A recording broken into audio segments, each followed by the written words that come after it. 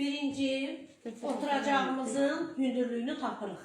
Ya stolun üstü otururuq, ya da ki şalvarımızın topuğa qədər olan uzunluğunu götürürük. Bölürük 3'ə. 3'də biri olur şalvarımızın arası. 3'də bir hissəsi. Və yaxud da taxta stolun üzərində oturup oturacağını tapırıq. Beldən aşağıya qədər. Taxta stolun başına qədər. Gördük ki, bel tapmaq çətindir. Əyilirik sağa, tapırıq. Sola, daha doğrusu tapırıq. Sola əyilib tapırıq. Sonra oturacaq hündürlüyümüzü tapdıqdan sonra bize lazım olan nədir? Şalvarımızın arası. Şalvarımızın arasını tapmaq üçün oturacaq çevrəmizi bölürük 2'yə. Məsələn, oturacaq çevrəmiz neçəydi bizim? 120 böldük 2'yə, elədi 60. 60 santimetr. 120 böldük 2'yə. 60. 60'ı da bölürük biz ona. Bu da elədi 6 santimetr. Deməli 6 santimetr bizim şalvarımızın arasında ön hissədə. 6 santimetri tapıb qeyd etdikdən sonra tapırıq oturacağımızın hündürlüyü. 6 santimetri birləşdirdik. Oturacağın hündürlüyünü qeyd edirik. 6 santimetri də qeyd eləmişik də əvvəlcə. Sonra oturacağımızın hündürlüyü tapdıqdan sonra tapırıq bel yarım çevrəmizi. Belimiz nə qədərdir? Üstünə gəlirik 2 santimetrdə viçkanın payını.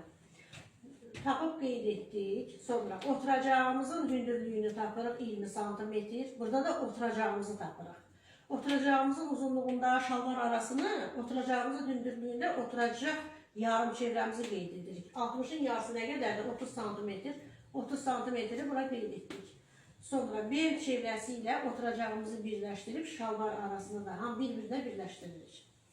İndi biz tapmalıyıq diz xəttimizi. Diz xəttimizi tapmaq üçün şalvarımızın uzunluğunu dizə qədər dediyim kimi olan uzunluğu bölürük biz 2'yə. Neçədir? Məsələn 90'dır. Şalvarımızın uzunluğu 90'dır ümumi.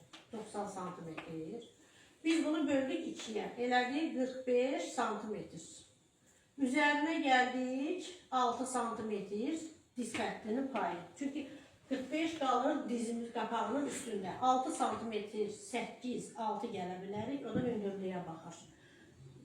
Gəldikdə oldu bu da 51 santimetr. Deməli bizim hündürlük oldu 51 santimetr. Diz xəttimizin hündürlüyü. Sonra ütü xəttini tapmaq üçün. Ütü xəttini tapmaq üçün oturacağımızdan baxın, şalvarın arası da ona daxildir.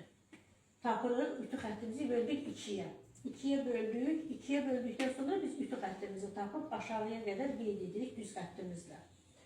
Qeyd etdikdən sonra şalvarın ətəyinin uzun enini qeyd etməliyik. Məsələn, ətəyimizin eni 20 santimetrdir. 20 santimetri böldük 2'yə, 10 santimetr, 10 santimetr qeyd elədik.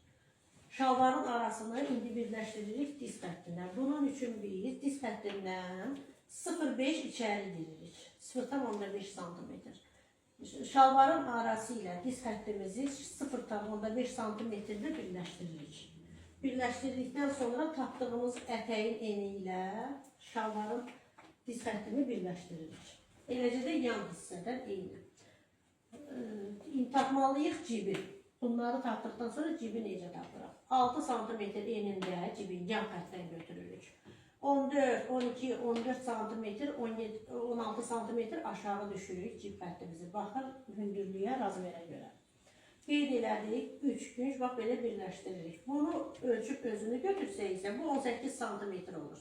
16-18 santimetr olur. Belə uzunu. Viçkanı da tam ortadan, yəni qarsağa, tam ortadan bölürük belimizi. 2 santimetr enində bel çevrəmizə gəlirik bu 2 santimetri qeyd elədikdə. Uzunluq isə viçkada olacaq 7, 8, 10 santimetr. Çox uzun, yaxşı qalmır. Sonra götürürük zamok yerini.